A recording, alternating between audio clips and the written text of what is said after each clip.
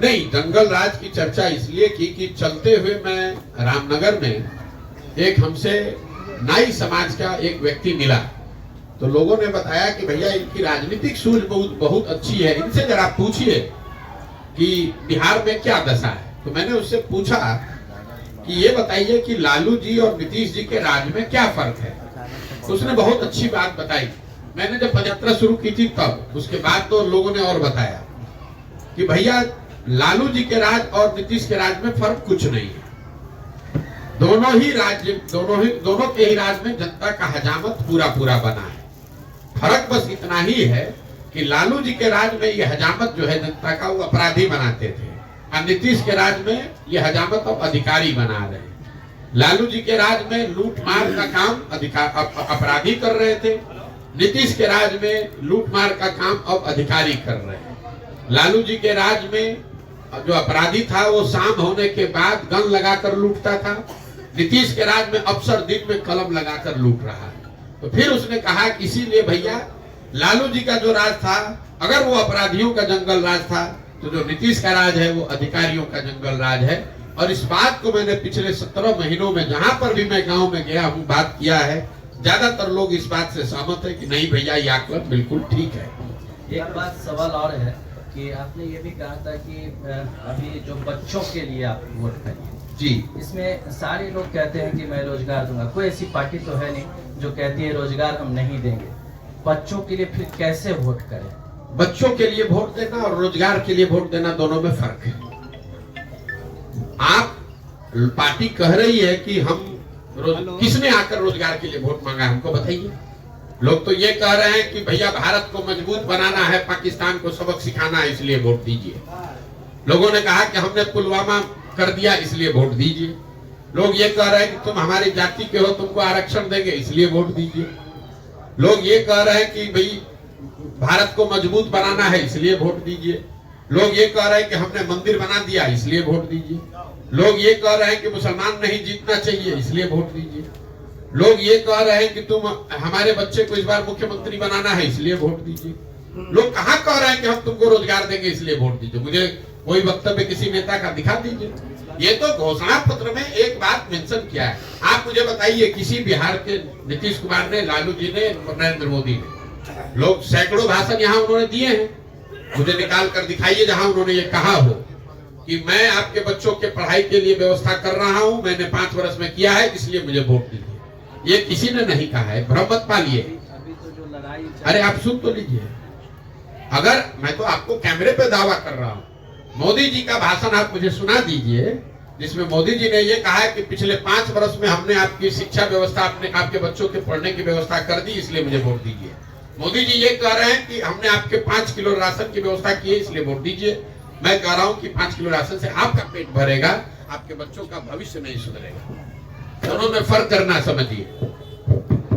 Sir, लोग आप पर क्यों भरोसा करें? पहले भी नेताओं से लोग ठगे जा चुके हैं। बिल्कुल सही बात है। और आप खगड़िया में मैं अभी आया हूं इसलिए आपको दोष नहीं दूंगा, लेकिन अगर आपने मेरे वक्तव्यों को सुना होगा तो मैं पहला ही लाइन कहता हूं कि मुझ पर बिल्कुल भरोसा मत करो, मुझे वोट मत दो, मेरा कोई दल नहीं है। लेकिन जिस पर भी तुम्हारा भरोसा है, जिसको भी वोट देते हो, उसको मुफ्त में वोट मत दो। मैं ये भी कहता हूं कि अगर आप अपने जात वाले को गेहूं चावल बेचते हैं तो उससे पैसा लेते हैं कि नहीं लेते हैं? दूध कपड़ा सब्जी बेचते हैं, उससे पैसा लेते हैं कि नहीं लेते हैं? तो फिर अगर अपने जात वाले को भी दे रहे हो तो वोट मुफ्त में क्यों दे रहे हो? वोट अपने जात वाले को देना है दो, लेकिन कम से कम उससे अपने बच्चों के लिए रोजगार और पढ़ाई तो मांगो।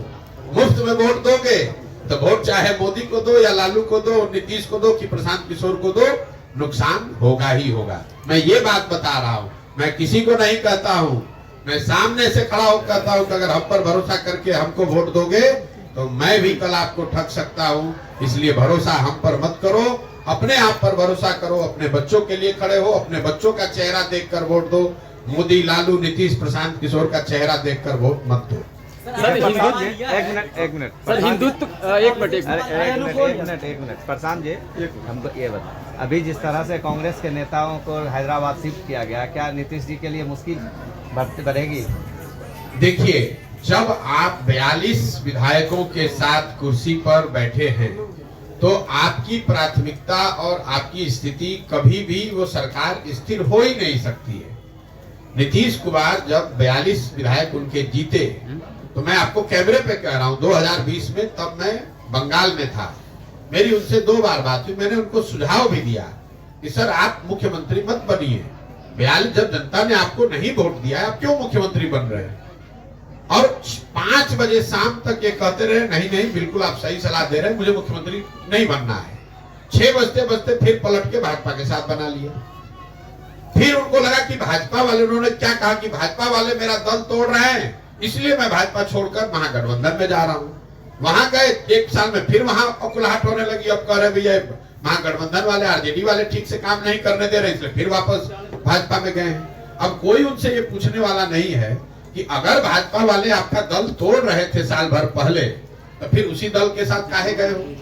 तो ये तो स्वाभाविक है, जब आपकी स्थिति कमजोर रहेगी तो आप सरकार चलाने से ज्यादा आपकी तो प्राथमिकता बस इतनी है कि आप कुर्सी पर बैठे रहे, चाहे कांग्रेस के साथ रहिए, भाजपा के साथ रहिए, आरजेडी के साथ रहिए।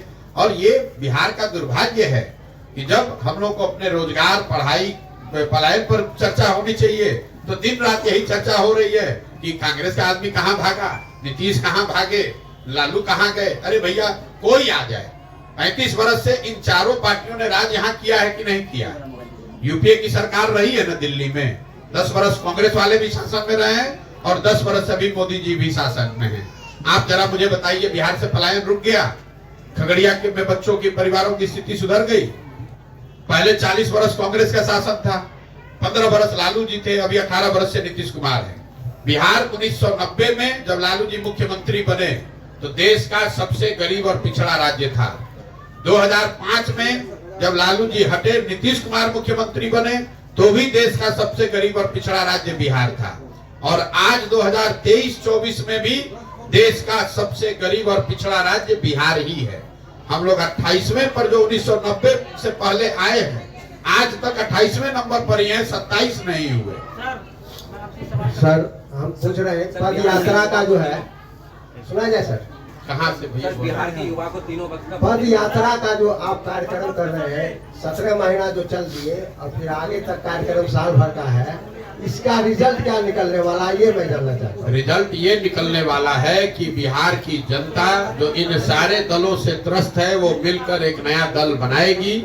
और मेरा ऐसा मानना है कि पदयात्रा के प्रभाव से समाज में एक बड़ा वर्ग खड़ा होगा और वो उन लोगों का चुनाव करेगा जिन पर उनका भरोसा होगा, जो उनके बच्चों के लिए, जिनको सुधारने, जिनके पास समाज की नजर में बिहार को सुधारने के लिए, उनके बच्चों के बेहतर भविष्य के लिए न सिर्फ जज्बा और नियत होगी, बल्कि उनके पास उसको सुधारने का एक कार्यक्रम भी होगा। आज आप नीतीश कुमार, लालू यादव या अन्य पार्टियों को बारे में आप बोल रहे हैं ये योजना चल रहा है, ये योजना चल रहा है, लेकिन हम ये क्यों नहीं कहेंगे आप हजमौला देने का काम प्रशांत किशोर ही करते थे?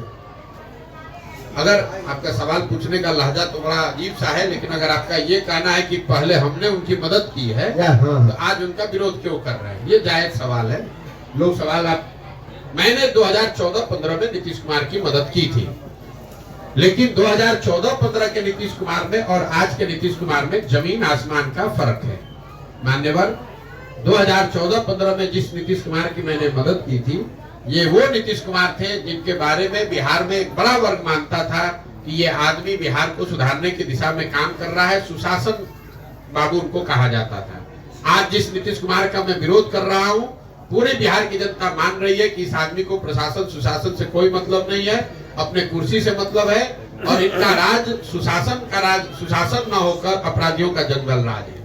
2014-15 में जिस नीतीश कुमार की मैंने मदद की थी, वो नीतीश कुमार थे जिनका दल लोकसभा 2014 के चुनाव में नीतीश कुमार नहीं हारे थे, उनका दल हारा था। उनके पास 117 विधायक थे, लेकिन नीतीश कुमार ने राजनीतिक मोरालिटी के नाम पर पद से इस्तीफा दे दिया। आज जिस नीतीश कुमार का विरोध कर रहा हूँ, वो नीतीश कुमार है जो चुनाव हार गए। 42 विधायक लेकर जुगाड़ लगाकर, कभी भाजपा का हाथ पकड़कर, कभी लालटेन पकड़कर कुर्सी पर चिपके हुए। और सबसे बढ़ के बात, जिस नीतीश कुमार की 14-15 में मैंने मदद की थी, मैं वो नीतीश कुमार को जानता था जो गैसल पश्चिम बंगाल में जब रेल दुर्घटना हुई, जिसमें करीब 300 लोगों की मृत्यु हुई थी, उस रेल दुर्घटना के बाद नीतीश कुमार ने पद से, रेल मंत्री पद से इस्तीफा दे दिया। जब उन्होंने इस्तीफा दिया, वाजपेयी जी ने इस्तीफा को स्वीकार नहीं किया, तो नीतीश बाबू ने बयान दिया था कि जब हमारे कुर्सी पर रहते हुए 300 लोगों की मृत्यु हो गई तो मैं इस कुर्सी पर कैसे बैठूंगा। मैंने उस नीतीश कुमार का मदद किया था। जिस नीतीश कुमार का विरोध कर रहा हूं, ये वो नीतीश कुमार है कि कोरोना काल में हजारों बिहार के बच्चे, उनकी बलि चढ़ गई, उनकी दुखद मृत्यु हो गई, लाखों बच्चे मारे मारे फिर रहे थे। कोरोना पूरे देश पर संकट था, लेकिन जितना बड़ा संकट बिहार के लोगों को, बिहार के बच्चों को झेलना पड़ा, उतना बड़ा संकट किसी पर नहीं आया।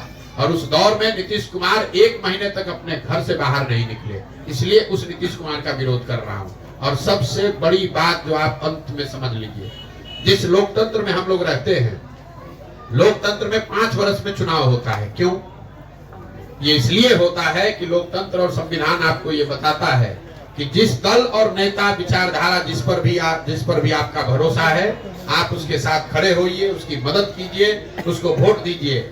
लेकिन वो वोट, वो भरोसा 5 वर्ष के लिए है, जिंदगी भर की बदुआ मजदूरी नहीं है।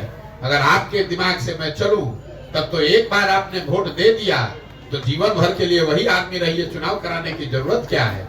महोदय, आप तो लोकतंत्र ही खत्म कर देंगे। एक बार आप दे दिए वोट मोदी जी को, तो फिर चुनाव का, फिर वोट बदलने का आपने अधिकार ही खो दिया आपके हिसाब से। तब तो एक बार मोदी जी बन गए प्रधानमंत्री, अब काहे के लिए वोट देने जाते हैं। और अगर मोदी जी ने काम नहीं किया, आपने वोट दूसरे को दिया, जिसका मतलब कि आप धोखा कर रहे हैं। आप धोखा नहीं कर रहे हैं, ये नागरिक होने के नाते आपका कर्तव्य है। इसी से लोकतंत्र चलता है। जब कोई अच्छा कर रहा है या आपका उस पर भरोसा है, तो आप उसके साथ खड़े होइए। जब वो अच्छा नहीं कर रहा है, तो जितनी ताकत से उसकी मदद की है, उतनी ही ताकत से उसको धक्का देके बाहर भी हटाना, ये नागरिक की जिम्मेवारी है। हिंदुत्व के नाम पर, एक मिनट, हिंदुत्व के नाम पर वोट देने वाले जनता को आप कैसे काउंटर करेंगे जो विकास के मुद्दे को प्राथमिकता नहीं देती? मेरे भाई, ऐसा है, ये आपका भ्रम है कि हिंदुत्व के नाम पर या जाति के नाम पर ही वोट पड़ता है। मैंने शुरू में ही कहा, वोट 4 महत्वपूर्ण बिंदुओं पड़ते हैं, उसमें एक हिंदुत्व भी फैक्टर है। पूरे देश में 80% हिंदू रहते हैं। पिछले बार जब लोकसभा का चुनाव हुआ, भाजपा को इतनी बड़ी जीत मिली, तो भाजपा को कुल 38% वोट मिला है। 80% हिंदुओं के देश में अगर भाजपा को 38% वोट मिला है, इसका मतलब है कि आधे से ज्यादा हिंदुओं ने भाजपा को वोट नहीं दिया है। तो काहे आप बेकार घबराए जा रहे हैं? आप करें, कैसे काउंटर करेंगे? हम काउंटर ऐसे करेंगे कि जो हिंदू भाजपा को वोट नहीं कर रहा है, उसको कहेंगे कि तुम आओ और इस नए विकल्प में जुड़ो। और उसके साथ साथ जो हिंदू भाजपा को वोट दे रहे हैं, उनको भी कह रहे हैं कि तुम हिंदू होने के नाम पर कितना दिन वोट देते रहोगे, अपने बच्चों के लिए, रोजगार और पढ़ाई के लिए वोट करो। प्रशांत जी की नजर में बिहार में नया विकल्प क्या है? नया विकल्प बिहार के लोगों के द्वारा मिलकर बनाए जाने वाला वो बनाए जाने वाला दल है, जो यहाँ बिहार में सही मायनों में जनता का राज कायम करे और लोगों को ये जो राजनीतिक बंधुआ मजदूरी है, जहां लोग भाजपा के डर से लालू और लालू के डर से भाजपा को वोट देने के लिए बाध्य हैं, इस राजनीतिक गुलामी से, राजनीतिक बंधुआ मजदूरी से बाहर निकालें। ये मेरा रास्ता है। क्या लोकसभा चुनाव से पहले पार्टी का अनाउंस करेंगे प्रशांत किशोर? क्या लोकसभा चुनाव से पहले हमने एक बार जो बात कह दी, उससे हम डिगेंगे नहीं। पदयात्रा जब शुरू हुई, उसके 6 महीना पहले 5 मई 2022 को पटना के प्रेस वार्ता में हमने बताया कि पार्टी पदयात्रा खत्म होने के बाद ही बनेगी और इसका कोई समय निश्चित नहीं है। चाहे हमको 1 बरस लगे या पदयात्रा करने में 4 बरस लगे, पार्टी तब बनेगी जब पदयात्रा पूरा हो जाए। और जब बन जाएगी, उसके बाद जो चुनाव आएगा सामने, वो चाहे वार्ड सदस्य का चुनाव हो, मुखिया का चुनाव हो, लोकसभा हो, विधानसभा है, सब लड़ा जाएगा। लेकिन सिर्फ चुनाव लड़ने के लिए आज हड़बड़ी में पार्टी बना दें, तो फिर हमारी दशा भी वही होगी जो दूसरे लोगों की है। जब चुनाव आया, दल बना लिया, 4 आदमी झंडा लेकर खड़ा हो गया, ये वो प्रयास नहीं है। पूरे बिहार में जब पदयात्रा पूरी हो जाएगी, कम से कम 2/3 बिहार में पूरा हो जाए, उसके बाद सारे लोग जो दल बनाना चाहते हैं वो जुड़ जाएं, वो मिलकर दल बनाए, तो फिर उनके साथ दल बनाया जाएगा, चुनाव लड़ा जाएगा। हम इसके नेता नहीं हैं, हम इसके कुम्हार हैं। जो घड़ा है वो तो मिट्टी और चाक से बनता है। कुम्हार कितना भी होशियार हो, अगर बढ़िया मिट्टी और चाक ना हो तो घड़ा नहीं बन सकता है। बिहार में हम पदयात्रा के जरिए वो अच्छी मिट्टी और चाक ढूंढ रहे हैं और अपने अनुभव से उस मिट्टी को गूंद कर उस चाक पर थोड़ा सा उसको सहारा देंगे और वो बढ़िया घड़ा बनकर आएगा। आप चिंता मत कीजिए। तेजस्वी यादव बोल रहे हैं कि जदयू 2024 में खत्म हो जाएगी, इस पे आप क्या कहना चाहेंगे? तेजस्वी यादव काहे पाला बदल के गए थे जदयू के साथ? भाई नीतीश कुमार पलटू राम है, ये तो पूरा बिहार का बच्चा बच्चा जानता है। लेकिन अभी जो हुआ उससे ये भी पता चला कि मोदी और अमित शाह भी उतने ही बड़े पलटू राम हैं। अभी तो अमित शाह ने आकर बिहार में आज से कुछ महीने पहले कहा कि भाई बिहार के एक एक आदमी कान खोलकर सुन लो, नीतीश कुमार के लिए भाजपा के दरवाजे हमेशा के लिए बंद हैं। तो अभी मजाक क्या हो रहा है कि नीतीश अमित शाह ने दरवाजा तो ठीक बंद किया, खाली उसमें छिटकिनी लगाना भूल गए, फिर पलट के नीतीश के साथ चले गए। तो अगर नीतीश कुमार आरजेडी से पलट कर भाजपा में गए तो भाजपा वाले भी तो पलट कर गए हैं। यही हाल तेजस्वी यादव का है। अभी साल भर पहले नीतीश कुमार को पलटू राम बता रहे थे, जैसे ही नीतीश कुमार ने उप मुख्यमंत्री बनाया तो उनको विकास का मसीहा बताने लगे। जब विपक्ष में थे तो उनको शराब में उनको माफियागिरी दिख रही थी। नीतीश कुमार शराब माफिया के सरदार दिख रहे थे, उनको उप मुख्यमंत्री बना दिया तो बस उनको नीतीश कुमार में अपना राजनीतिक गुरु दिखने लगा। तो सिर्फ नीतीश कुमार पलटू राम नहीं है, नीतीश कुमार तो पलटू राम के सरदार हैं, लेकिन इसमें सब पलटू राम है। मुझे ये बताइए भाजपा के लोग इस श्रेणी में तो सम्राट चौधरी भी आते हैं। भैया भाजपा के सम्राट चौधरी क्या विशाख है समाज? भाई आप मैं अमित शाह की बात कर रहा हूँ। भाई नीतीश जी ने, मैं आपको एक और बात बता, नीतीश जी ने विधानसभा में एक बड़ा वल्गर स्टेटमेंट दिया था महिलाओं को लेकर। प्रधानमंत्री मध्य प्रदेश में प्रचार कर रहे थे तो उन्होंने मध्य प्रदेश में महिलाओं को कहा कि जिस दल के लोग इस तरह की महिलाओं के बारे में टिप्पणी करते हैं उनको सजा मिलनी चाहिए कि नहीं मिलनी चाहिए। वही मोदी जी सजा के तौर पर नीतीश कुमार को बिहार की महिलाओं का मुख्यमंत्री बना दिए। देखिए ऐसा है, ये बिहार का दुर्भाग्य है। लालू नीतीश ने जो किया वो तो किया ही पिछले 30-35 वर्ष में, लेकिन कांग्रेस और भाजपा यहाँ इतनी बड़ी दोषी पार्टी है बिहार की बर्बादी के लिए। पहले 15 साल लालू जी को बिहार की जनता ने नहीं जिताया था। बिहार की जनता ने लालू जी को सिर्फ अकेले अपने दम पर एक बार जिताया है। बाकी सारे समय 20-25 सांसदों के लालच में कांग्रेस ने लालू जी को बिहार में जो जंगल राज चलाया उसके लिए कांग्रेस भी उतनी ही जिम्मेवार है। तो जो काम कांग्रेस ने लालू जी के साथ किया वही काम भाजपा आज नीतीश के साथ कर रही है। नीतीश कुमार को यहाँ कुर्सी पे बैठाए रखो, बिहार की जनता चाहे जितना दिक्कत में पड़े अपना 30-35 सांसद यहाँ से जीत कर जाए और हम लोग दिल्ली में राज करते रहे। बिहार से 30-35 सांसद सबको चाहिए, लेकिन बिहारी कह के गाली भी सबको देना है। बिहार से वोट सबको चाहिए, लेकिन बिहार के बच्चों की चिंता किसी को नहीं करनी है। दिल्ली में बैठकर कोई कहे कि भाई बिहार का आदमी पलायन क्यों कर रहा है, तो वहाँ बिहारियों का मजाक उड़ाइए, कहिए ये सब तो जाति में बटा हुआ है, ये सब तो बड़ा अनपढ़ अशिक्षित है। बताइए राहुल गांधी यहाँ यात्रा करने आए हैं, अभी 1 महीना पहले जुमा अभी जिस आदमी को मुख्यमंत्री बने 2 हफ्ते नहीं हुआ, उस आदमी की इतनी कुवत है। कांग्रेस का जो मुख्यमंत्री अभी बना है तेलंगाना में, कहता है कि बिहारियों का डीएनए है मजदूरी करने का, उसका इतना कुवत है। और वही राहुल गांधी आकर बिहार में वोट मांग रहे हैं। अगर हम लोग की कुवत मजदूरी करने की है तो हम लोग से वोट मांगने क्यों आ रहे हो भाई? तेलंगाना के वोट से ही बन जाओ देश के राजा। अगर मोदी जी को लगता है कि बिहार पिछड़ा है तो आप मुझे बताइए, वहां इन्वेस्टमेंट समिट होता है, लाखों करोड़ रुपए का इन्वेस्टमेंट होता है। आप पत्रकारिता करते हैं, 10 वर्ष से मोदी जी प्रधानमंत्री हैं, एक दिन बिहार की भी आ जाते। चलिए लाख करोड़ नहीं 2-4 हजार करोड़ का ही एगो फैक्ट्री बिहार में ही लगा देते। एक मोदी जी के लिए लोग कहता है भाई 16 घंटा काम करते हैं, तो एक 16 घंटा बिहार के लोगों के लिए भी निकालते कि भाई बैठो देखो कि बिहार की चीनी मिल कैसे चालू होगी। आपको क्या लगता है कि अगर भी मोदी जी आज किसी उद्योगपति को कह दें कि बिहार में चीनी मिल चालू करना है, तो किस उद्योगपति का हिम्मत है कह देगा कि नहीं करेंगे? और जिस गुजरात से 26 MP जीत कर गया, वहां हर 10वें दिन मोदी जी इन्वेस्टमेंट करा रहे हैं, वहां हर 15 दिन जाकर वहां बैठक कर रहे हैं, गुजरात की विकास की चिंता कर रहे हैं, 1 लाख करोड़ का बुलेट ट्रेन बना रहे हैं। और आपका ये खगड़िया कुशेश्वर स्थान का पैसेंजर ट्रेन अभी 40 वर्ष से अदर में अटका हुआ है, किसी ने उसकी बात की? हम लोग 39 MP जिता कर भेजे। तो जब आपको हमको अपने चिंता नहीं है तो मोदी जी और राहुल जी काहे आपका हमारा चिंता करेंगे? लालू नीतीश तो लूटिए रहे, उसको तो बर्बाद किया ही, लेकिन वो गलती बिहार की जनता का शोषण इसलिए कर पा रहे हैं कि भाजपा और कांग्रेस इन लोगों की मदद कर रहे हैं। सर एक सवाल मेरा, चौधरी एक मिनट। रिसर्च किया गया, इसमें आप क्या कहेंगे? पटना में जिस तरह 7 लोग पिटा गया। मेरे भाई नीतीश कुमार जब से मुख्यमंत्री हैं पिछले 4-5 वर्षों में लाठी चार्ज करना, आप ये बताइए किस पर लाठी चार्ज नहीं हुआ है? आंगनवाड़ी वर्कर पर नहीं हुआ, कि शिक्षकों पर नहीं हुआ, कि मुखिया सरपंच पर नहीं हुआ? जो जाएगा उनसे मिलने अपना ग्रीवांस लेके उस पर लाठी चार्ज कराएंगे। पत्रकार पूछेंगे लाठी चार्ज हुआ तो कहें ऐसा हुआ है? अच्छा रुको तो अभी पता करते हैं। सर पत्रकार के ऊपर भी लाठीचार्ज हुआ है।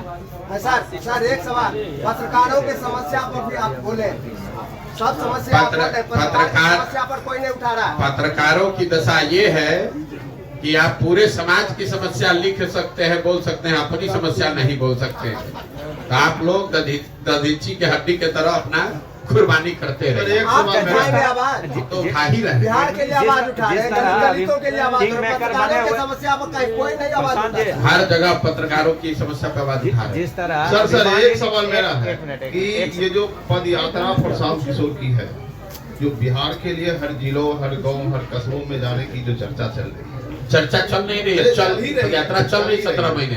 दूसरा बात यह है कि ये जो पद यात्रा का जो नया विकल्प बनेगा, चाहे लालू की सरकार हो या नीतीश की सरकार हो, जो विफलता का कारण दिख रहा है, और ये चीज आप खुल के भी बोल रहे हैं, तो इनका क्या विकल्प प्रशांत किशोर होगा या कोई इनका विकल्प जनता का राज होगा, जिसका नाम है जन सुराग। और वो विकल्प लालू नीतीश का नहीं है, वो विकल्प होगा बिहार की गरीबी का। हम लालू नीतीश को यहाँ हटाने नहीं आए हैं, हम यहाँ गरीबी को हटाने आए हैं। हमारी लड़ाई लालू नीतीश मोदी और राहुल गांधी से नहीं है, हमारी लड़ाई यहाँ की गरीबी और पिछड़ापन से। इनका कोई चेहरा साफ हुआ है? इनका कोई चेहरा निकला है क्या विकल्प?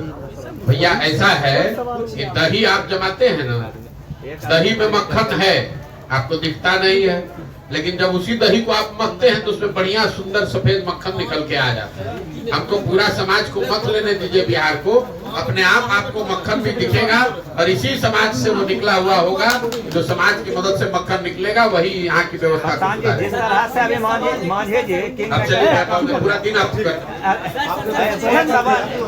सवाल है अरे भैया हम 1 महीना अभी है खगड़िया में सवाल करते रहे। मांझी जी जिस तरह से किंग मेकर का काम कर रहे हैं, ओए भाइयों